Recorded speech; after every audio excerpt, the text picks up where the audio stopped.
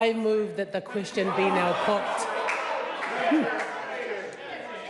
I call Brett Hudson. Thank you, Madam Chair. Pleasure to rise and take a call.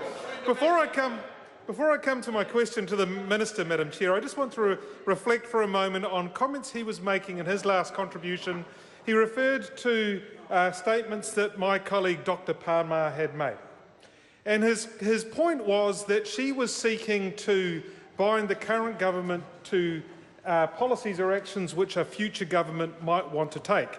And he claims that that is either speculative or somehow wrong. Well, I just want to take this opportunity, Madam Chair, to remind the Minister that not so many months ago, when he and his colleagues sat on this side of the House, the Honourable David Parker, and I use a technical term here, Madam Chair, the Honourable David Parker banged on for months about how the National-led government should not negotiate in the TPP to allow foreign ownership of residential properties in New Zealand because a future Labour government might want to legislate that away. So there's a non-parliamentary word, Madam Chair, that describes the Minister's current position tonight and the position that he and his colleagues held in opposition. So suffice to say that consistency of former words and current actions is a foreign concept to this government.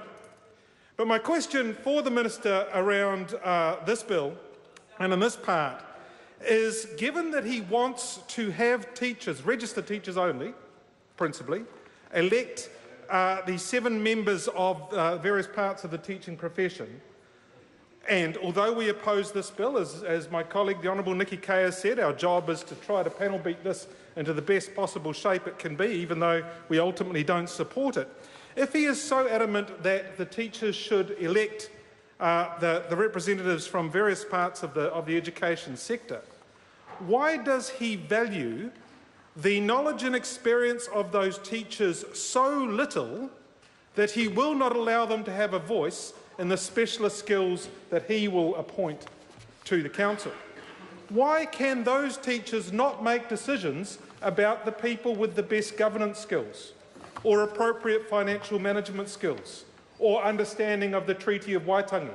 They're able to understand, for instance, apparently a primary school registered teacher is able to know who the best secondary school representative on the Council is, because I'll get to that, but they can't possibly understand who would have the requisite and proper sort of financial management expertise that they should also sit on the Council.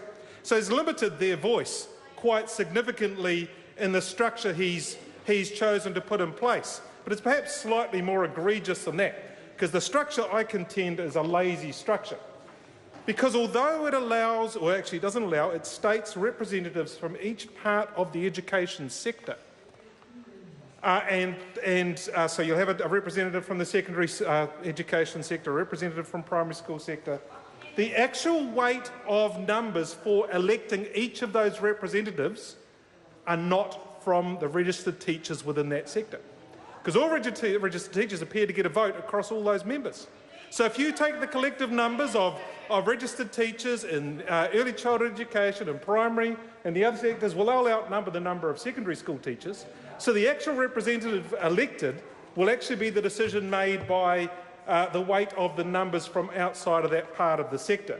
It is, I would argue, Madam Chair, and I'd ask the Minister why he chose this model, a model which will ultimately elect a representative from each part of the sector, but in no way does it guarantee or even give a strong sense of confidence that you'll get the very best of the representatives from each of those sectors.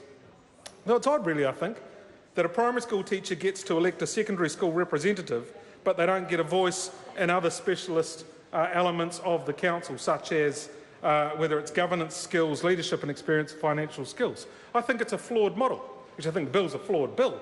But certainly, if I look within it, it looks on the face of it easy, but at the heart of it is actually a lazy means to give a headline model which appears to look like it offers some sort of democratic representation, but in reality doesn't necessarily deliver the best set of skills from each part of the education sector.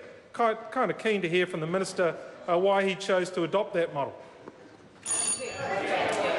I call David Seymour. Well, thank you very much, Madam Chair, for a call.